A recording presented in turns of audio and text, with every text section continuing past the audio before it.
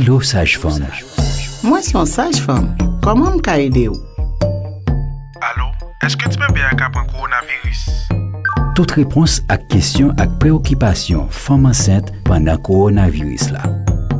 Allô, sage-femme.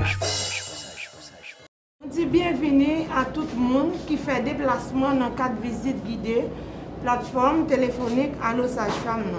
C'était le jour J pour le nouveau centre d'appel de la plateforme Allô Sage-Femme le vendredi 30 octobre dernier. Quelques officiels, le directeur du ministère de la Santé, la présidente de la SOFA, le représentant de l'ambassade du Canada, le représentant de la UNFP étaient venus pour cette visite inaugurale au centre d'appel. Le projet, il y a un focus sur 4 départements. Les départements des NIP, le sud-est, la Grande-Anse et puis le nord-ouest. Donc pour le moment, on va lancer dans le département des NIP. Donc quand quelqu'un appelle, on a la liste des centres hospitaliers du département de NIP pour pouvoir les référer. Je suis le représentant du UNFPA, je suis très content de l'être en voyant justement ce type de l'engagement et aussi le sérieux que vous mettez dans cette tâche extrêmement importante, notamment maintenant dans une période où beaucoup de gens ont peur à cause de la pandémie, les incertitudes, tout ça. Avoir des plateformes où on peut justement poser ces questions qui sont virtuelles dans le sens qu'on n'a pas besoin de se déplacer immédiatement, ça devient très important dans nos jours. Merci aussi au gouvernement canadien et à la UNFPA. On ne pouvait pas arriver ici sans ces partenaires. Sans oublier le ministère de la Santé et de la Population. Oui, c'est la même. Sinon, c'est eux qui nous donnent l'aval pour le travail.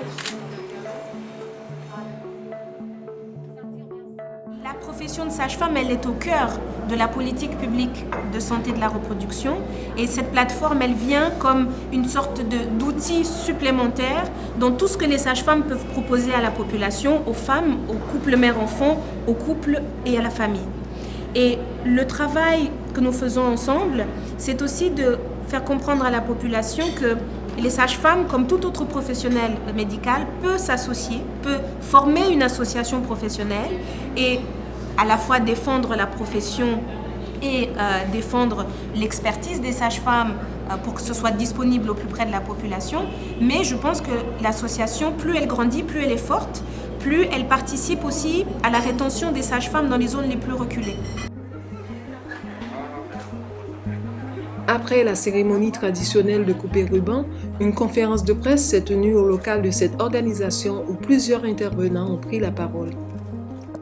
Allô Sage-Femme, une initiative innovante menée et gérée par des sages-femmes qui vise à accroître l'accès à de l'information gratuite et fiable en matière de santé maternelle et de promouvoir le recours aux soins.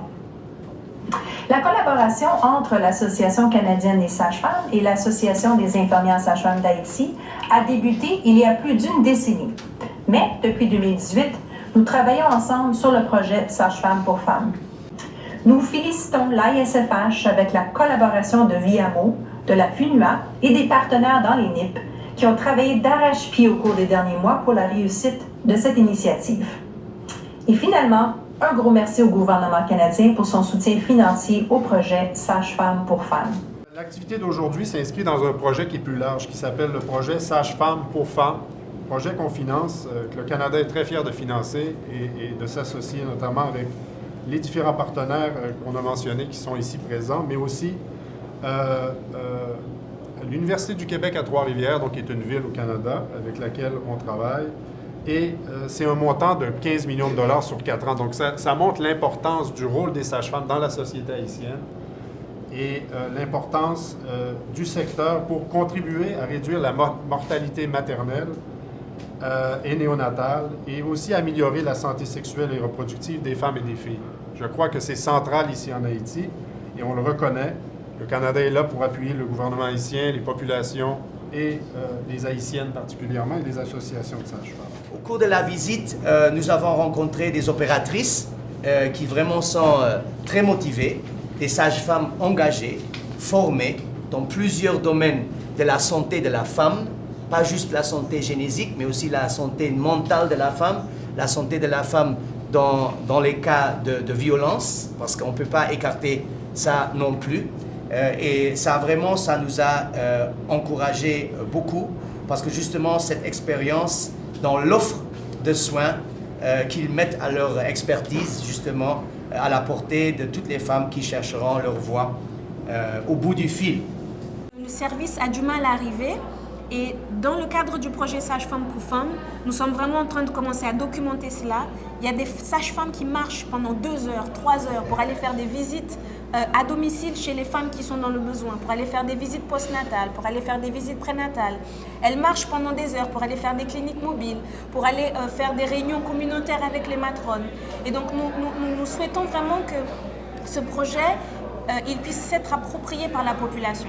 C'est la population et les femmes haïtiennes au bout d'un moment qui doivent demander les sages-femmes, qui doivent dire moi-même besoin de sage-femme la caille moi-même besoin de sage-femme professionnelle parce que je me connais, laisse une sage-femme professionnelle qui suivre moi, c'est là que je joue vraiment tout comme si paquet de services dans question santé sexuelle, santé reproductive.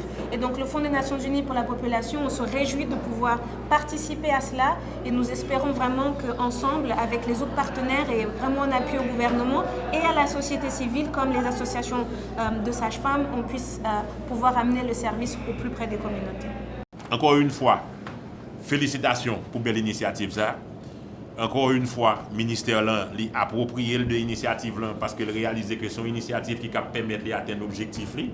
Pour les gens qui aller dans le centre, il faut qu'ils connaissent que le centre existe. Il faut qu'ils connaissent tout pour quelle raison pour aller dans le centre. Et je pense que la plateforme pour contribuer à répondre à 2 questions.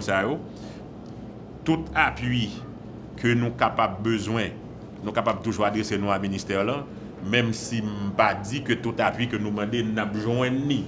Donc vous vous adressez et on va toujours être à votre écoute. Nous avons toujours étudier des demandes pour nous dans quelle mesure nous sommes capables de satisfaire, si ce n'est pas à toutes, mais du moins à un parti. Donc merci et encore une fois, félicitations. Par rapport à ce lancement-là aujourd'hui, j'aimerais vraiment qu'on va évaluer comment la plateforme va évoluer au fur et à mesure du temps. Mais j'aimerais que le 82-27 devienne une petite musique dans la tête des femmes, dans les NIP, puisque c'est là que ça va commencer, mais que vraiment au bout d'un moment, les gens parlent et qui disent oh, nous jouons mon service, bon genre service, l'aimerait les 82-27, c'est ça que j'aimerais laisser pour la population. Merci. En gros, le lancement, ça représente pour moi, c'est encore son rêve qui vient en réalité. Parce que nous travaillons, nous pouvons vraiment atterrir, mais l'aime moi jeudi arrivé et que lancement nous lance vrai, c'est comme si son rêve qui vient en réalité. C'est que jeudi nous dans la réalité.